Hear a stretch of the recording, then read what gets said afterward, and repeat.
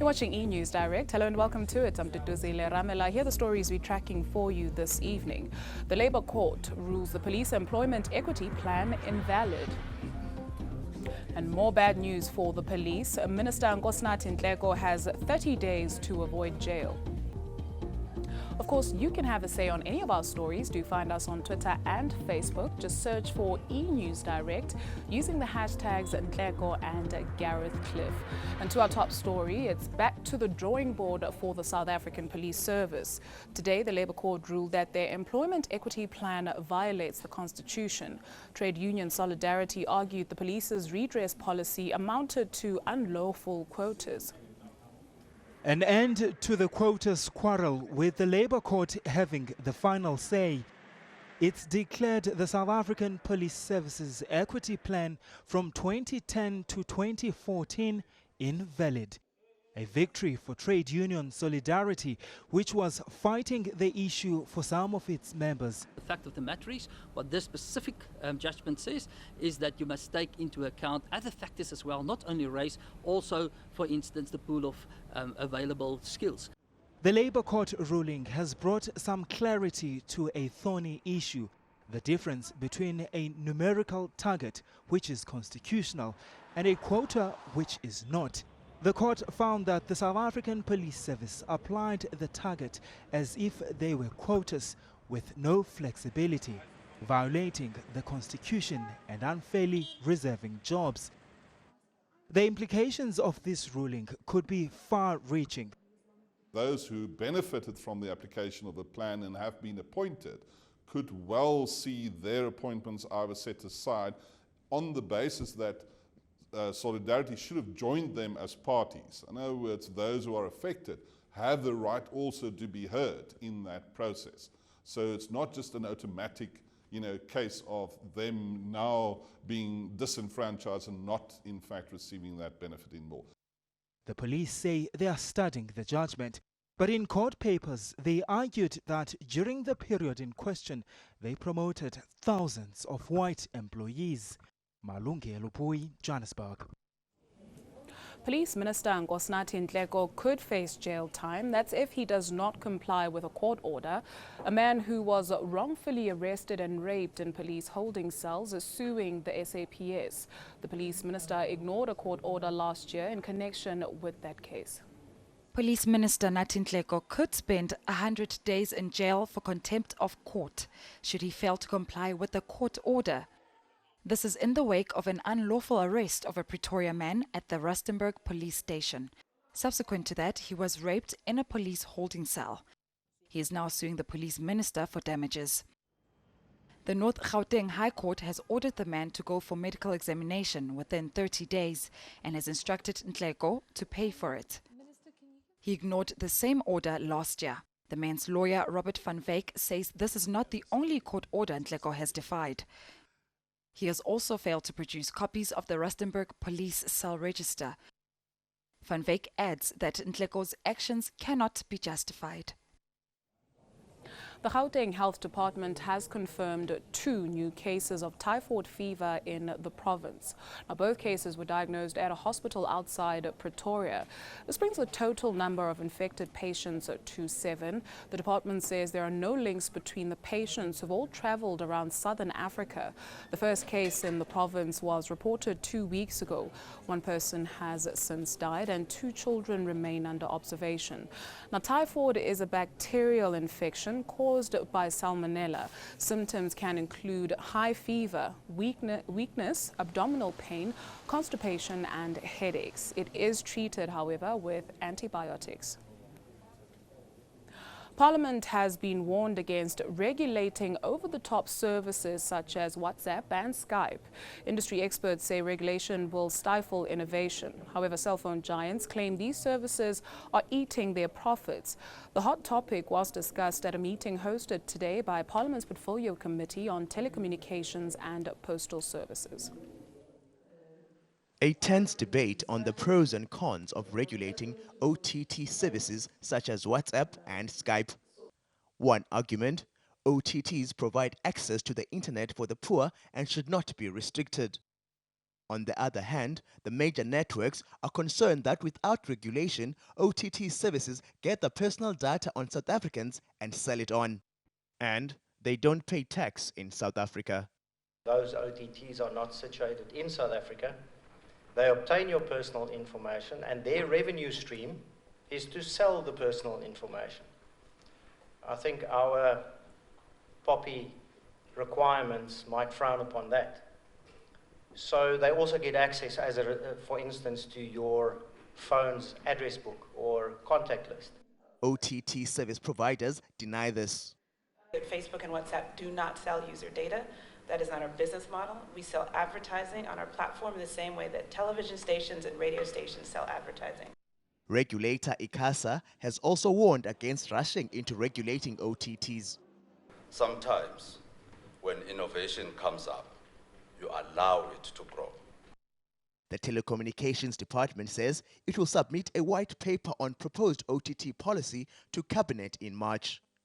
Bonga Dlulane, Parliament.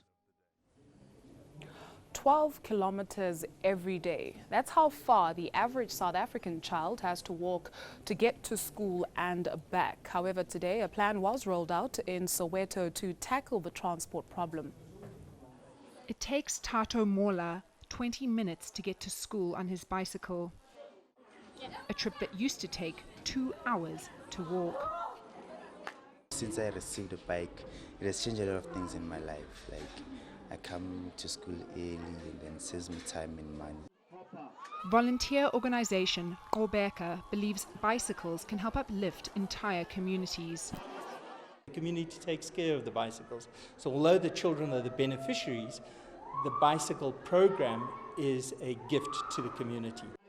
In the last 10 years, Gautrain, along with corporate partners, has given out 63,000 bikes.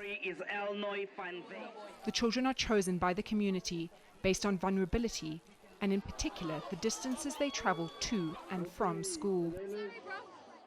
Being on two wheels vastly improves the amount of time it takes for a child to get to school. In fact, if they're riding one of these, they can carry 5 times the amount of school books that they could if they were walking.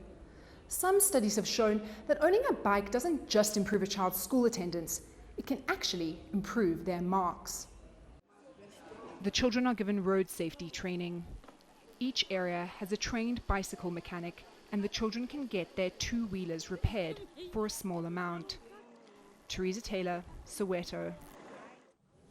A quick look now at international headlines, and it appears that long-delayed peace talks in the Syrian conflict will start on Friday. But the UN Special Envoy says discussions over who should take part are still underway. The priorities are a broad ceasefire to stop Islamic State and increase aid. In the latest attack claimed by IS, a double bomb attack killed 22 people in the government-controlled city of Homs. More than 250,000 people have died in almost 5 years of fighting since opposition protests against the rule of President Bashar al-Assad. Malaysia's Attorney General has cleared Prime Minister Najib Razak of corruption in a long-running financial scandal. It concerns an amount of $681 million deposited into Najib's bank account in 2013. The Attorney General's office said the money was a personal donation from the Saudi royal family. Critics had alleged the money came from a state-owned investment fund. And countries in Latin America are stepping up efforts to contain the spread of the Zika virus. The Aedes aegypti mosquito carries the virus once it's ingested the blood of an infected person. And in Brazil, the army has been called in to help health inspectors identify breeding grounds. This week, the World Health Organization warned that the virus is likely to spread across much of the Americas. It has been linked to thousands of babies being born with underdeveloped brains. Well, let's take a look now at what's topical on social media. I'm joined by Gareth Edwards, and it's not you trending again, Gareth, hey? No, it's not me this time. No, it's the other Gareth. This one, Mr. Gareth Cliff and Mnet in court today. So there's always going to be the #1 hashtag around South Africa, hashtag Gareth Cliff. So the question is he going to get his job on Idols back? In case you missed that, judgment is expected on Friday. And then this man, he can do no wrong at the moment. Sandile will have the details of what a sensational spell of bowling from Kagiso Rabada. It's been 13, actually proving to be a very lucky number for him. In fact, a well-known sports journal on Twitter today noticing that Kagiso was born on the 25th of May 1995. You might know the date because that's when the SA Rugby World Cup kicked off. That's making you feel old this evening as well. For more on these stories, of course, you can always follow us on Twitter and go and like us on Facebook. All you need to do is go and look for eNews Direct, or you can even go to our website as well. It is enca.com/direct. While you're there, our top trending story today is a sad one. It is that of a car crashing into school kids, one of them sadly passing away.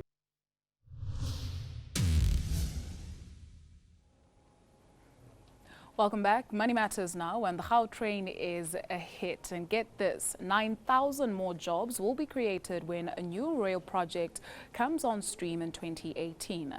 Gautrain is looking to buy additional rolling stock, build a new depot, and install more signalling.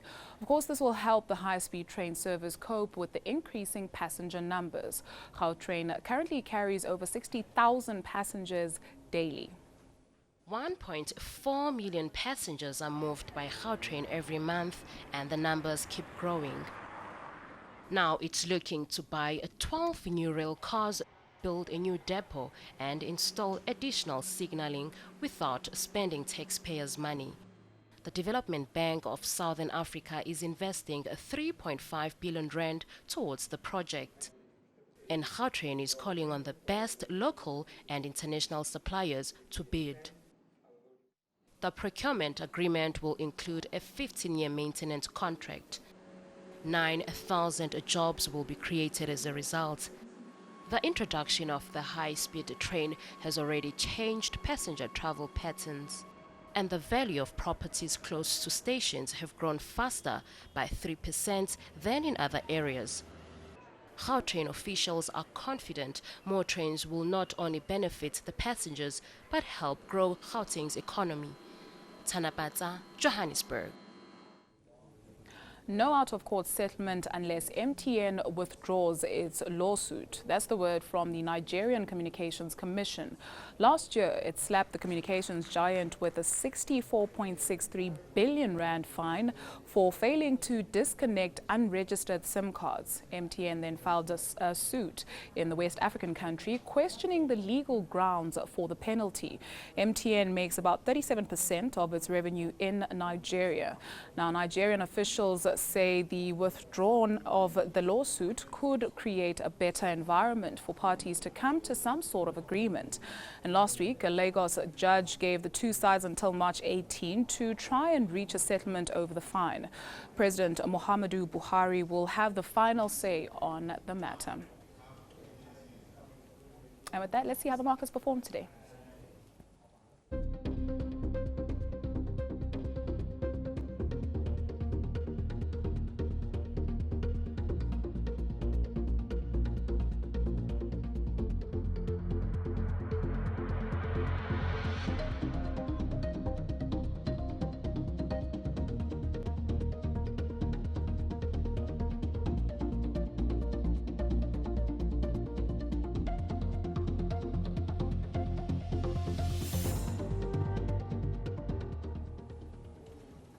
Let's check in with the Weather Center now. Here's Candace.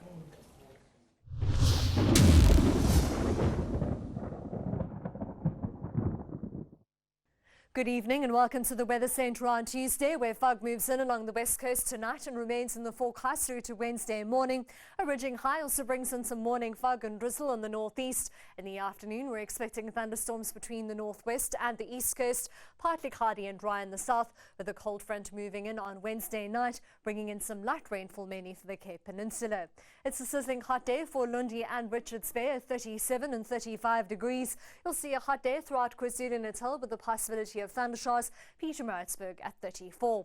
We keep in the low 30s over the interior part of the Eastern Cape, with thundershows over the northeastern parts, mostly sunny and warm along the coast with quite a gusty afternoon where strong winds are forecast. You'll see a dry and warm to hot day throughout the Western Cape, other than the cold front bringing in some light evening rain for Cape Town, 25 degrees for Cape Town, Hermanus and Plettenberg Bay. Morning fog starts off the day all the way along the west coast with a predominantly sunny forecast for the Northern Cape. Highs start to head into the mid-30s over the eastern parts.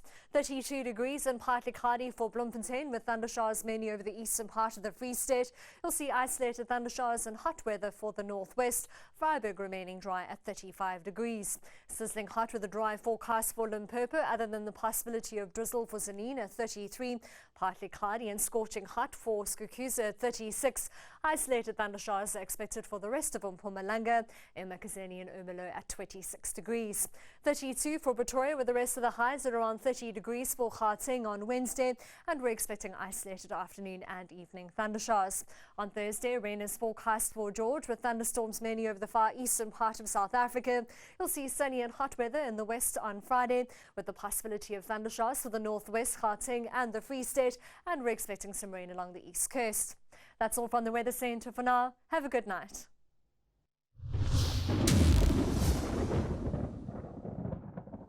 Right, here's what's coming up after the break. Gareth Cliff will soon find out if he'll return as an Idols judge.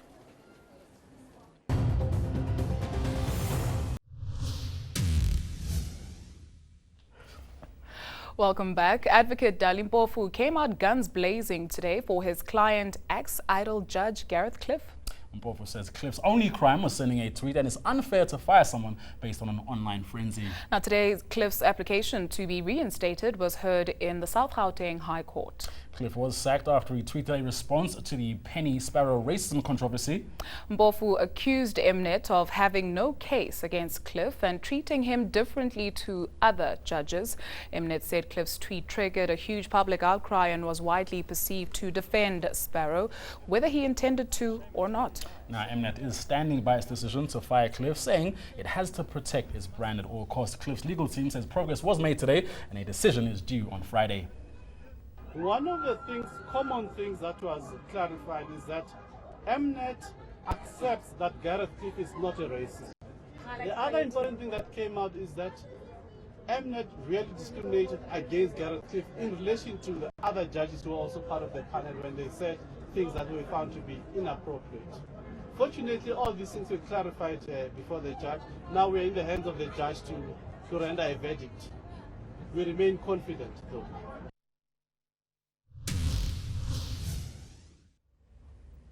A reminder of the day's top stories before we say goodbye. The Labour Court rules the Police Employment Equity Plan between 2010 and 2014 invalid. Well, more bad news for the police as Minister Nkosinathi Nhleko has 30 days to avoid jail. And that's a wrap from the eNews Direct team. It is. We're back tomorrow. Rhythm City up next, though. Indeed. Remember, you can share your views with us. Send us an email to enewsdirect@etv.co.za. You can, of course, just chat to us on Twitter and Facebook, and our handle is @eNewsDirect. Until next time, have a fantastic evening. Bye-bye.